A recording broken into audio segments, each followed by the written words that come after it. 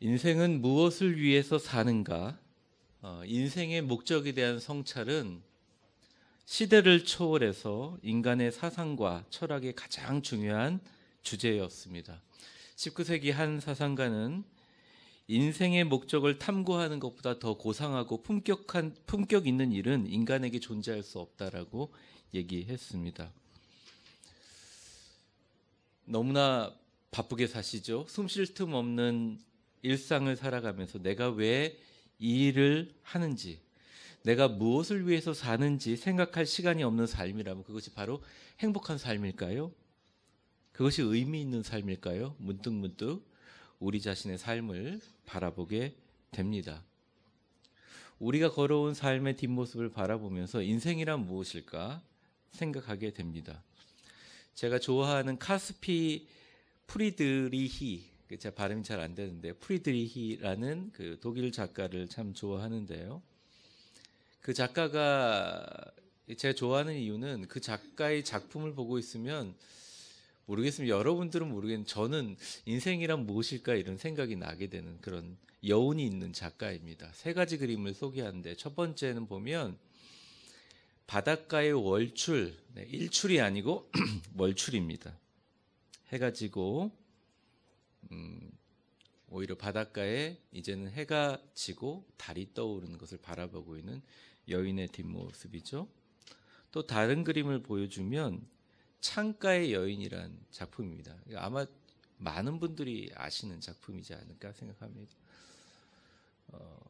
그 뒷모습을 또 보였고요. 한낮에 아마 뭘 보고 있는지 모르겠습니다. 밖에 고양이를 보고 있는지 뭘 보고 있는지 잘 모르겠습니다. 제가 제일 좋아하는 작품이기도 한데 안개 바다 위의 방랑자라는 작품입니다. 언뜻 보면 호연지기 같은데 제목을 보면 그렇게 좋아 보이지 않습니다. 산꼭대기에 올라가서 흐드러지고 있는 안개의 바다, 운무라고 하죠. 그걸 바라보면서 서 있는 모습을 보여주게 됩니다. 여러분들은 인생은 무엇이라고 생각하십니까? 세 그림 모두 다 등장인물의 뒷모습을 통해 인생의 깊은 의미를 보여주고 있습니다. 그림 속의 뒷모습은 말이 없지만 바닷가에 앉아서 달이 떠오르는 걸 바라보는 여인들의 뒷모습 속에 인생의 의미를 한번 생각해 볼 수가 있고, 창을 바라보고 서 있는 일상의 무료함을 달래기 위해 밖을 바라보고 있는 여인의 뒷모습 속에 물끄러미 인생의 의미를 발견할 수 있고, 안개가 자욱한 산꼭대기에서 구름을 보면서 구름 속에 많은 생각을 담아 자신의 인생을 성찰할 수도 있겠지요. 이렇듯 사람의 앞모습이 인생을 보여주는 것이 아니라 그 사람의 인생을 보여주는 건 그 사람의 뒷모습이라고 생각합니다. 우리가 아무리 아름답고 화려한 인생을 살아도 그 사람의 뒷모습이 아름다워야 진짜 인생이듯이 사람의 모습도 그렇고 하나님께 보여주는 우리의 모습도 마찬가지라고 생각합니다. 하나님께서 우리의 인생의 뒤안길에 우리를 바라보면서 참 아무개 목사야, 아무개 집사야, 아무개 권사야 수고했다. 너는 내가 너를 이 세상에 보낸 목적대로 잘 살았구나 칭찬받으면 얼마나 좋겠습니까? 우리의 인생 여정 끝내고 주님의 심판대 앞에서 예수님이 인도하셨네 힘차게 찬송할 수 있는 인생이면 얼마나 좋을까요? 바로 우리는 이렇게 아름다운 인생의 뒷모습을 위해서 지금 이 순간 의미 있게 살아가는 것이 아닐지 한번 생각해 봅니다. 저는 오늘 말씀을 통해서 우리는 현재를 살고 있지만 과거를 품고 미래를 꿈꾸며 살아가고 있는 이 순간 우리의 걸어온 인생들을 돌아보며 말씀 속에서 하나님 앞에 보여주시는 진짜 인생의 진짜 뒷모습, 너는 내가 이 세상에 너를 보낸 목적대로 살았구나, 그 인생의 목적의 의미를 다시 한번 생각해 보는 시간을 가지려고 합니다. 여러분들은 모두 다 신앙인들이시죠. 또 신앙이 없이 이 자리에 방문하신 분들 환영합니다. 우리가 예수를 믿고 세례를 받기 위해서 가장 먼저 배우는 요리문답 1장 1집에 이런 질문이 있습니다. 사람의 제일 되는 목적이 무엇입니까? 요리문답의 질문입니다. 우리 정답은 빨간 글씨인데 우리 같이 한번 읽어보겠습니다. 시작.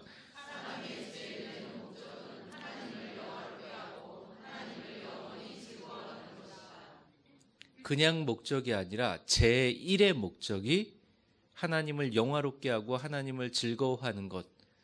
여러분, 하나님을 영화롭게 하고 하나님을 즐겁게 하는, 하나님을 즐거워하는 가장 큰, 가장 중요한 행위가 바로 예배라는 것이죠. 그분을 영화롭게 하고 그분을 영화롭게 기뻐할 수 있는 인간의 가장 분명한 행위가 예배라는 것입니다. 우리에게 당신은 인생을 왜 사십니까? 당신의 인생의 목적은 무엇입니까? 당신은 왜 전도를 하고, 당신은 왜 교회에 나가고, 당신은 왜 돈을 벌고, 당신은 왜 자식을 양육하고, 당신은 무엇을 위해서 살아가고 있습니까? 라고 얘기할 때 적어도 크리스찬들은 분명히 이렇게 대답할 수 있어야 됩니다. 저를 따라해 보세요. 예배 드리기 위하여 입니다. 그러니까 예배하기 위해서라고 대답할 수 있어야 된다는 것입니다. 제가 존경하는 A.W. 토우저 목사님의 글귀 가운데 이런 말이 있습니다. 하나님을 경배하고 찬양하는 것이 우리의 의무인데도 복음주의적인 교회들에서는 예배는 이미 잃어버린 보석이 되고 말았다.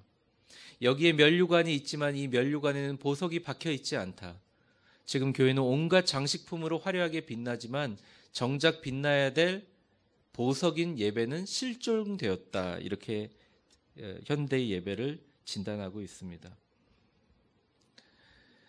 모르겠습니다. 여러분들 이 자리에 오신 게 우리 교회가 가장 아름다운 건물을 가지고 있어서 오신 분들도 분명히 있으리라고 생각합니다. 몇 분은 그런 분이 계시라고 생각해요. 그런데 저희 교회가 이 세상에 가장 아름다운 교회 성당 같은 그 성전을 가질 수는 없지만 우리는 하나님 앞에 가장 아름다운 예배를 드릴 수 있습니다.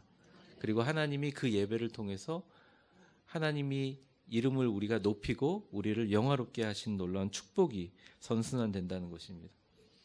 예전 교회에 제가 담임 목사 시절인데 젊은 목사님 몇 번이나 해봤는데 벌써 제가 4번째거든요. 근데 그때 주일 오후에 전교인 새벽 기도를 하면 좋은데 주일 오후에 전교인 체육대회를 하게 됐어요. 족구도 있었고 피구도 있었고 천군과 백군으로 나누어서 이제 시합을 하고 그랬는데 교인이 한 300명 정도 됐은 것 같습니다. 근데 예배 분위기가 이상한 거예요. 천군은 천군대로 따로 앉고 백군은 백군대로 따로 앉는. 찬양하다가 갑자기 천군 쪽에서 소리가 조금 커지니까 백군이 지지 않으려고 큰 소리로 소리가 높아지는 것입니다. 근데 그날따라 제가 참 기분이 좋았던 게 웬일로 흐리멍텅한 눈으로 무기력하게 맨날 이렇게 예배드리던 집사님들의 눈빛이 예사롭지가 않아요. 번쩍번쩍번쩍 빛나고 청년들도 눈빛이 번쩍번쩍 빛나고 그래서 야, 내가 오늘은 설교가 좋은가 보다. 웬일로 저리 부릅뜨고 열심히 말씀을 듣나 좋아했는데 나중에 알고 보니 예배 후에 앞마당에서 족구 시합에 반드시 이겨야 될 결의를 다지느라고 눈에 힘을 줬던 것을 알게 되었습니다. 근데 그렇더라도 여자 성도들이 눈에 부릅뜬 이유를 몰랐거든요. 난 알고 보니까 주일 오후에 피구 시합을 하는데 토요일 오후까지 열심히 연습하느라고 졸려 죽겠는데 설교를 들으라고 눈을 부릅떴던 것입니다. 제가 미국에서 이민교회 목회할 때 이제 교회 구역별 성가 경연 대회를 합니다.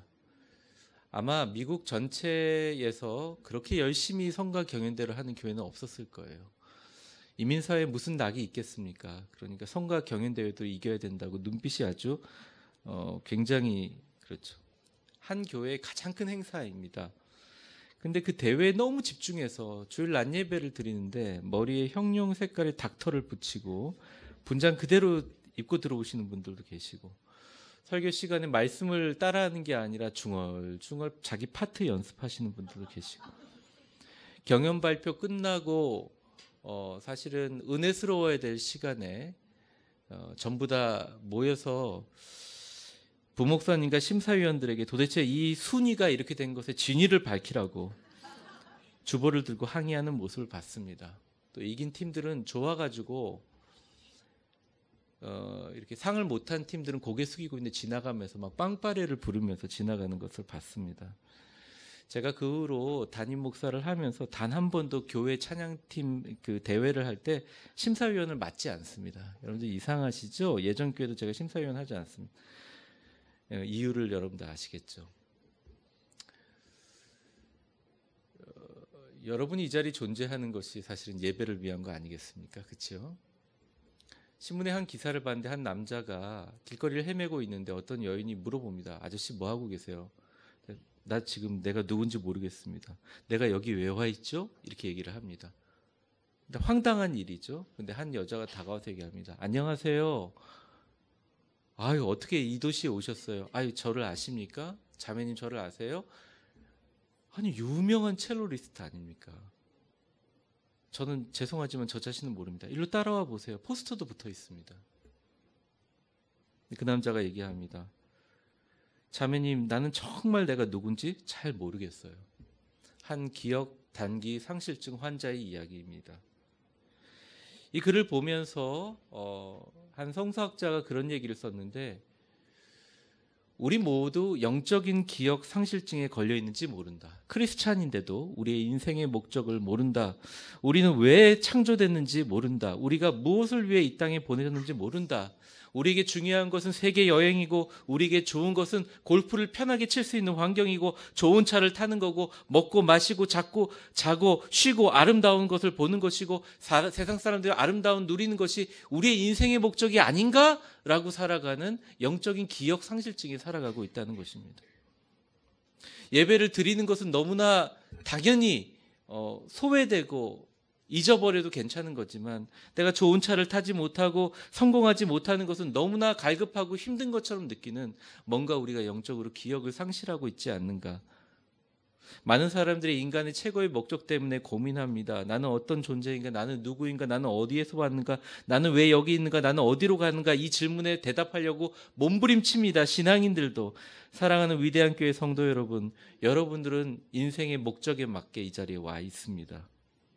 우리가 왜 예수를 믿고, 왜 우리가 이 자리에 앉아 있으며, 교회가 존재하는 이유가 무엇이며, 왜 선교를 하고 전도를 하고 사람들을 교회로 초청해서 하나님 나라를 확장하는 바로 그 이유는 우리 인생의 가장 중요한 특권과 목적인 하나님께 예배 드리기 위해서입니다. 옆 사람 웃으면서 한번 축복해 볼까요? 당신은 가장 하나님이 귀히 여기시는 축복의 예배자입니다. 그것만으로도 굉장한 자부심을 느껴야 된다는 것이죠. 성경을 보면 이해가 되지 않는 구절이 있습니다. 왜 예수님이 초기부터 똑똑한 바울과 같은 사람과 일하지 않았을까? 왜 예수님이 그 당시에 세리들과 죄인들과 하층민이고 글도 잘 모르는 어부들과 같이 일했을까? 많은 생각을 합니다.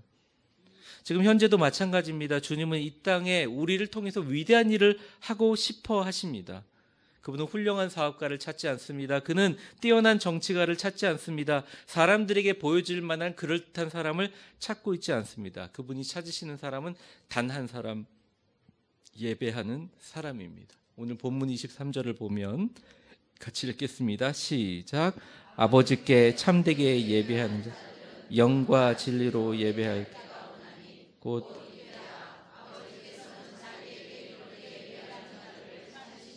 그분은 자신에게 예배하는 자들을 찾으신다는 거예요. 어떤 사람? 참되게 예배하는 사람, 참 예배를 드리는 사람을 찾으신다는 거예요.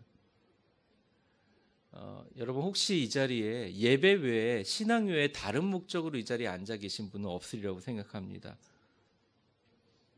세상의 다른 일 때문에 지금 말씀이라든지 예배 순서 찬양 드리는 거라든지 또 뭐 기도라는 건지 집중 못 하시는 분들이 없으시기를 바랍니다. 그렇다면 만약 그런 분이 계시다면 당장 예배에 집중하십시오. 하나님을 두려워하고 내 안에 있는 성령의 충만을 구하는 영으로 예배하시며 내 안에 있는 진리와 진정성을 담는 영과 진리로 예배할 때가 언제냐? 바로 이때라는 것입니다. 이게 여러분이 하나님께 가장 영화스럽게 하나님을 영화롭게 만드는 순간이라는 것이죠. 그리스도인이나 교회나 다 마찬가지입니다. 다른 거 다 성공해도 예배에 실패하면 모든 것을 실패하는 것입니다. 목회자들이 예언자는 아니지만 성도들의 예배하는 모습을 보면 그 사람의 미래를 어느 정도는 볼 수 있습니다. 왜냐하면 그 예배에 담긴 여러분의 심령과 성령을 통해서 하나님께서 복을 내려주시기 때문입니다. 여러분 찬송가 부를 때 찬송가 가사에 여러분의 마음을 좀 담으세요.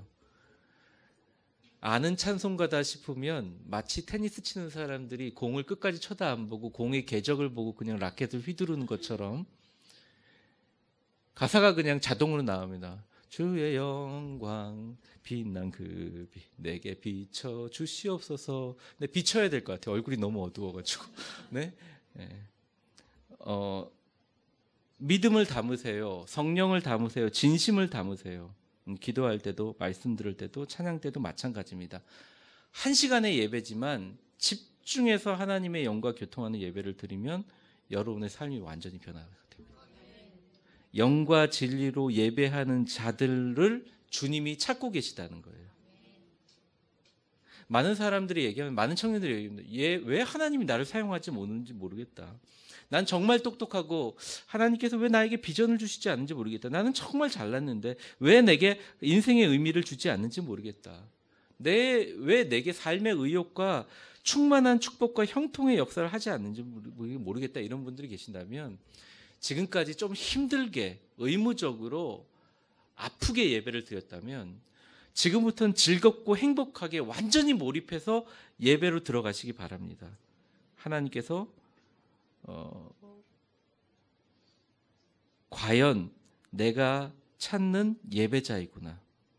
우리를 만나 주실 것입니다. 끊임없이 내가 하나님이 찾는 예배자이심을 점검해 보시기 바랍니다. 그래서 이 신앙생활하면서 가장 큰 결단 중에 하나가, 저와 여러분 다 마찬가지로 교회에 와서는 영과 진리로 예배를 드림으로 하나님 찾으시는 예배자가 되겠다는 모습으로 서겠다는 결단이 무엇보다 중요하다는 것이죠. 예배 횟수하고는 상관이 없는 것 같습니다. 예배 규모하고는 상관이 없는 것 같습니다. 3명이 찬양하는 것보다 300명이 찬양하는 게 더 좋지만은 하나님은 그게 상관이 없습니다. 저는 예배 때 하나님의 영광을 보기를 원하고 또 우리 예배를 통해 하나님의 영광을 보는데 우리 300명이 모여있는 예배도 참 은혜스럽지만 때때로 제가 신방 가서 3명이 앉아서 예배를 드리는데 저를 제외한 3명이 성령에 충만하고 진심을 다해서 예배를 드리면 그 안에서 하나님의 영광을 보게 됩니다. 사랑하는 성도 여러분, 다채로운 프로그램도 상관이 없고 참 예배는 우리의 영적인 기갈을 채우는 신령과 진정의 예배, 하나님과의 만남이 있는 예배입니다. 저를 한번 따라해 보겠습니다. 옆 사람에게 하지 말고 저를 따라해 보세요. 하나님, 이 예배를 통해서 나를 만나 주시옵소서. 이게 가장 중요하다는 거예요. 만났을 때 이 만나는 하나님 앞에 시선과 자세를 하나님이 깊이 보시고 이것을 통해서 우리를 사용하신다는 것입니다.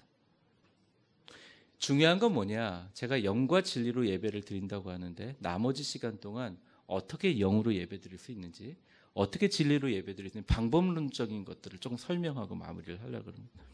첫 번째, 우리가 어떻게 영으로 예배 드릴 수 있는가? 여러분 24절을 잠깐 보여주시겠어요? 같이 한번 읽어보겠습니다. 시작. 하나님은 영. 네, 여러분 벌써 잊어버리셨죠? 이게 빨간 글씨는 크게, 검은 글씨는 작게. 네. 하나님은 영이시니 이 전제가 너무 중요한 거예요. 사람이 아니거든요. 네. 우리는 사람에게 보이기 위해서 얼마든지 우리가 가장할 수 있습니다. 속일 수 있어요. 제가 보니까 목회하면서 느끼는 건데 사람의 속마음은 알 수가 없어요. 그래서 목사가 사람의 속마음을 파악하고 예상해서 목회하는 건 정말 어리석은 일입니다. 그걸 대처하려고 하는 게 바보 같은 일이에요. 사실은 할 수가 없어요. 아무리 똑똑해도. 그러니까 사람이 겉으로 보이는 모습들을 믿거나 신뢰하는 순간 우리는 무너질 수밖에 없어요. 왜 그러냐? 우리 안에 있는 진심의 마음은 누구도 파악하기가 어려운 거예요. 자식이라고 할지라도 부부라고 할지라도 어려워요. 근데 하나님은 영이시기 때문에 우리의 깊이 있는 속마음을 아세요. 여러분들이 지금 어떤 마음으로 말씀을 듣고 있는지, 여러분 마음속에 어떤 것이 눌려 있는지 하나님은 너무나 잘 알고 계시기 때문에 인간적인 생각이나 주변의 체면을 가지고 여러분의 거칠애를 가지고 피상적이고 사람들에게 보이기 위한 모양의 경건으로 예배드리는 것은 하나님이 기가 막히게 아실 뿐만 아니라 너무너무 하나님이 그걸 싫어하세요. 오히려 그런 것을 안 하는 게 낫습니다. 그래서 진정한 예배를 드리는 사람들은 예배 가운데 치유가 일어나고 회복이 일어나고 그 안에 놀라운 기적이 일어나게 돼요. 그러니까 같이 모여서 이렇게 예배 장소에서 예배 드리는 건 너무 중요하지만 너무너무 힘든 성도가 있어가지고 이제 프레이어 갈등을 할 텐데 위에 올라가서 그 성도가 기도 제목도 말 못하고 눈물을 흘릴 때 두 손을 그 어깨에다 얹고 같이 울면서 기도할 때 하나님의 임재하심이 있을 수가 있어요. 그러니까 예배를 형식이 아니라 예배는 하나님은 영이시니 예배하는 자는 영으로 예배를 드린다는 거예요. 근데 매주 예배뿐만 아니라 수요 예배도 있죠. 새벽 예배도 있죠. 여러분 음성 큐티도 있죠. 너무 예배가 많다 보니 그때마다 예배에 집중해서 예배로 들어가는 성령의 임재하심에 대해서 우리가 소홀할 때가 너무 많다는 것입니다. 횟수에 중요한 것이 아니에요.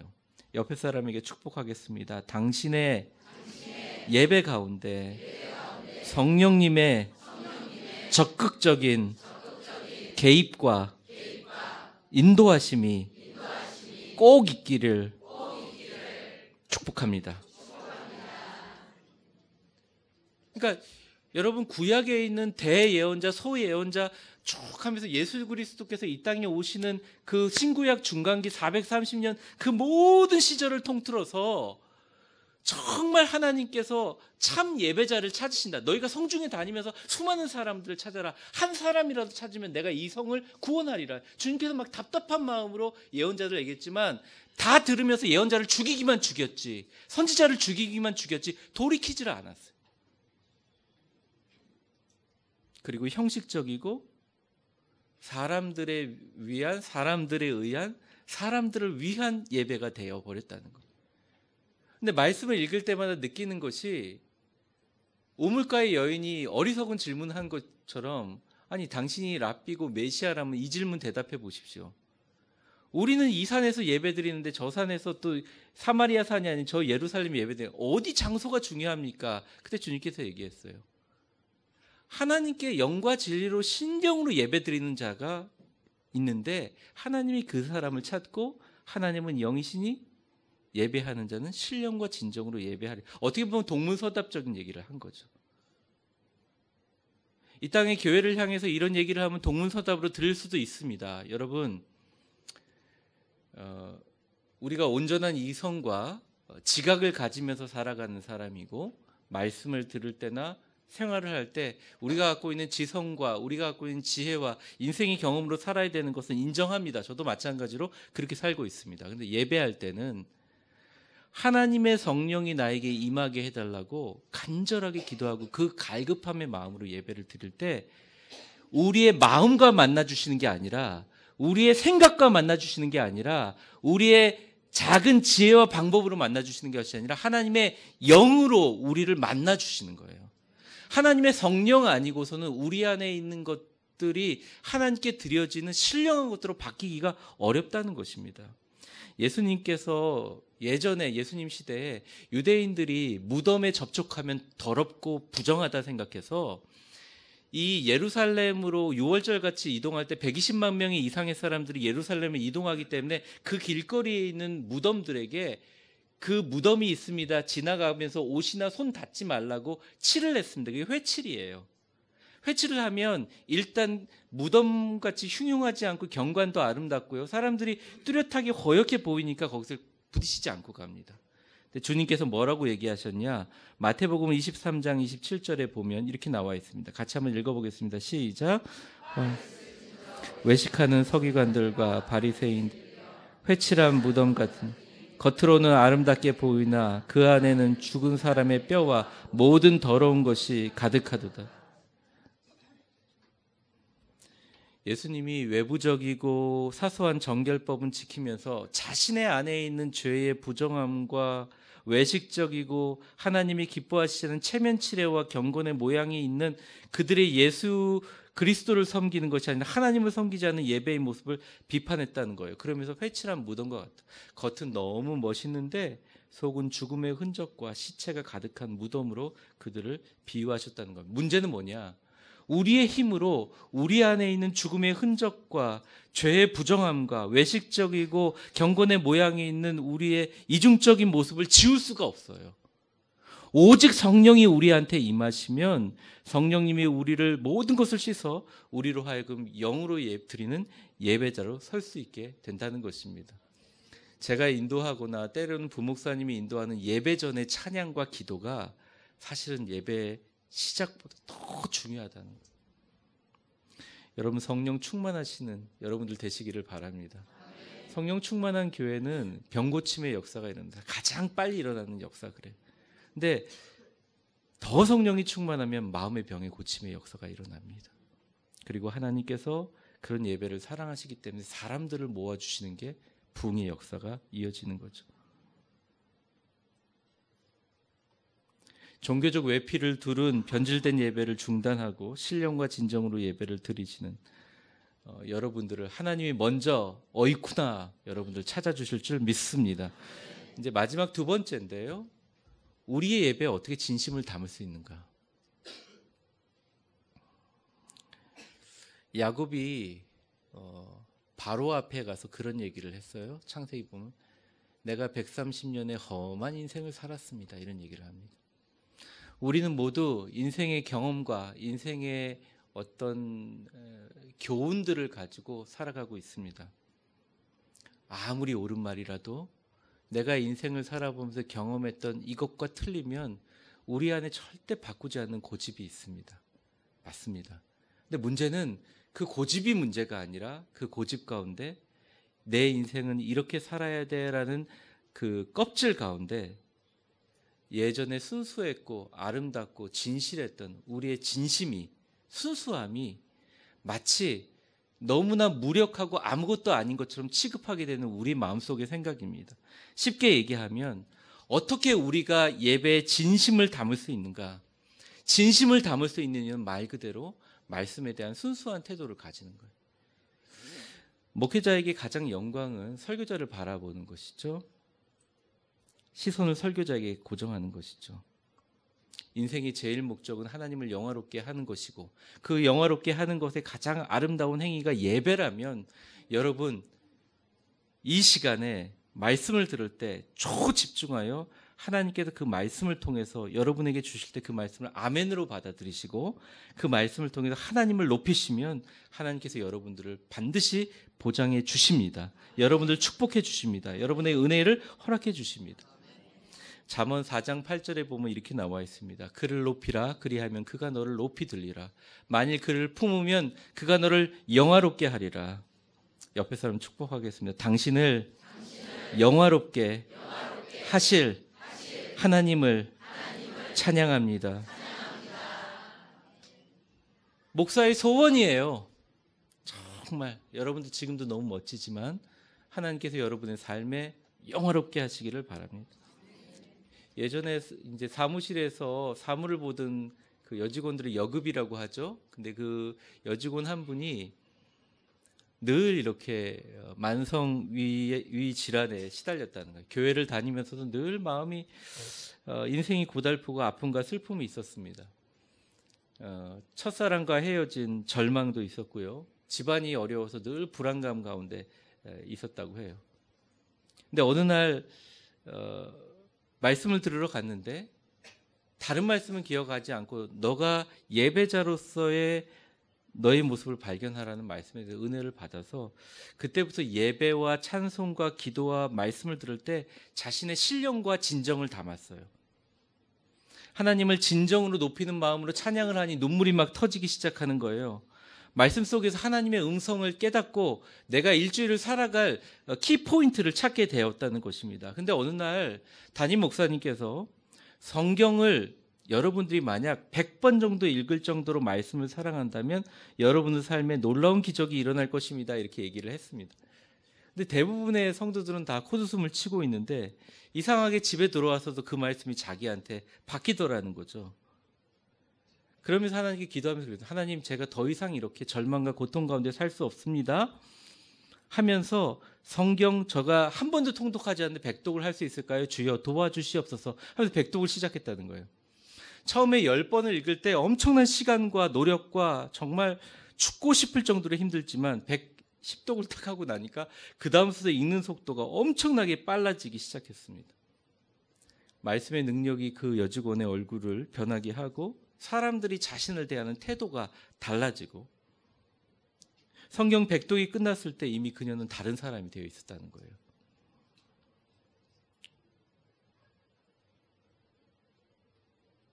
무엇보다 마음속에 선교의 비전이 생겼습니다.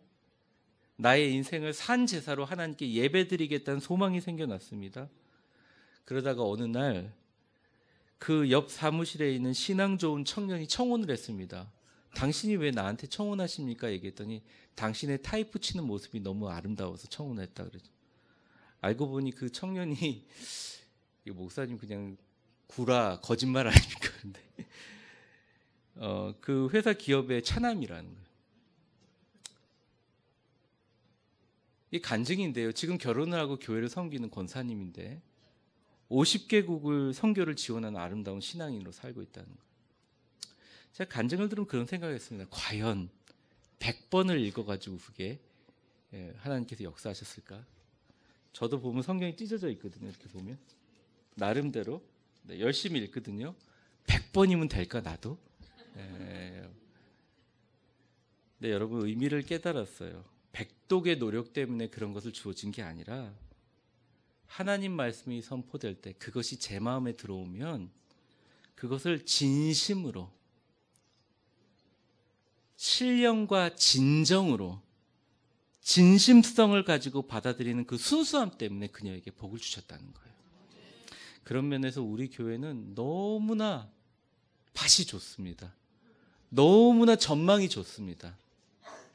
여러분들 속이는 악한 마귀 소리에 귀 기울이지 마세요.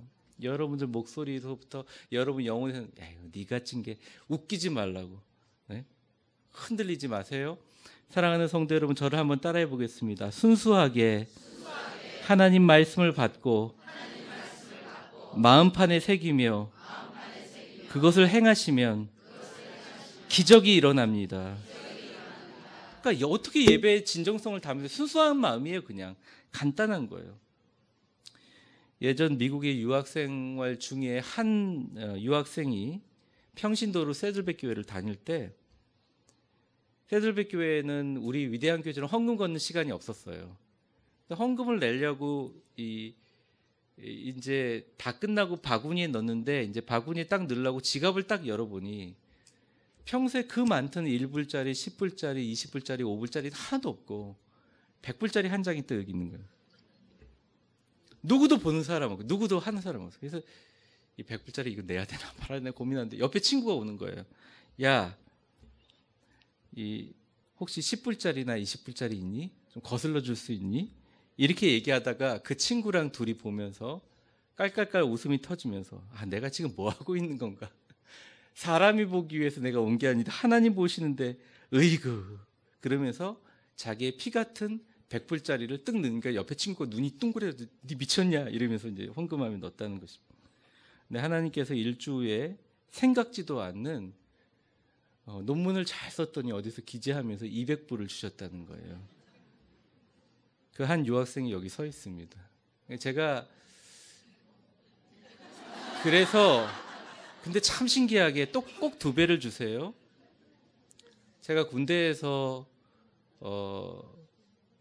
이제 봉급이 처음 봉급이 중위 봉급이 46만 원이기 때문에 거기 쌀값 빼고 애들 키우는 값 빼고 돈이 없잖아요. 그러니까 온전한 11조를 못해서 11조를 딱 뺐더니 하나님께서 어디 가서 차가 퉁 박아가지고 11조만큼을 뚝 빼가는 거예요. 이게 아니구나. 그래서 그 다음서부터는 11조의 헌금에 감사 헌금을 붙여서 내면 하나님이 딱 2배로 갚아주시는 걸 맨날 경험하게 됐습니다. 그걸 까맣게 잊어버리고 유학생 때 가서 또 남한테 10불짜리 20불짜리 빌리려고 했던 게 저거든요. 근데 많은 분들이 얘기하면 제가 뭐 축복을 받았는지 안 받았는지 잘 모르겠습니다. 사실. 근데 여러분들이 한 명이 이 자리에 있더라도 저는 참 축복받은 사람입니다. 근데 다른 분들이 그런 얘기를 해요.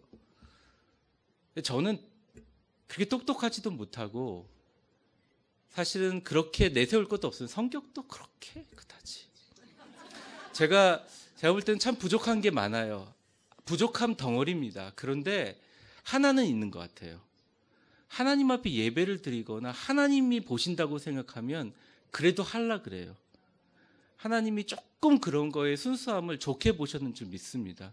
우리 위대한 교회는 저보다 더 순수하고 하나님의 복을 바켓에 담아가지고 부어줄 만한 분들이 넘치고 넘치는데 우리 안에 음성의 소리로 인하여 자꾸 여러분들 스스로를 판단하고 정죄하면서 계속 눌려져 있는 게 너무나 안타깝고 또 그런 소리들이 우리들 가운데 마음을 움직이는 게 너무 안타까워요. 저를 한번 따라해 보겠습니다. 우리의 순수한 마음의 진정성은 하나님의 기적을 만나게 하는 축복의 통로입니다. 말씀을 정리하려고 합니다. 시간이 지나서요. 내가 여기 왜 와 있는지 모르는 사람을, 내가 누구인지 기억나지 않는 사람을 기억 상실증 환자라고 생각합니다. 오늘날 우리가 영적 상실증에 걸려서 우리의 인생의 목적이 무엇인지, 우리가 왜 여기에 왔고 왜 어디에 있고 우리에게 가장 중요한 것이 무엇인지, 내가 이 땅에 주님 앞에 심판대 서 있을 때 우리를 판단할 기준이 뭔지 우리는 모르고 있는 것처럼 행동하지만 이제는 다시 한번 인생의 최고의 목적과 최고의 아름다운 기쁨과 특권을 향해서 예배자로 이번 9월달 동안 승리하시기를 주의 이름으로 축원합니다. 영과 진리로 예배하는 자를 하나님이 찾으시고 축복하십니다. 그리고 마지막으로 시편 50편 22절서부터 23절에 나와 있는 하나님의 간절한 호소를 한번 같이 읽어보겠습니다. 같이 읽겠습니다. 시작. 하나님을 잊어버린 너희 이제 이를 생각 그렇지 아니하면 내가 너희를 찌찌르니 건질 자가 없 감사로 제사를 드리는 자가 나를 영화롭게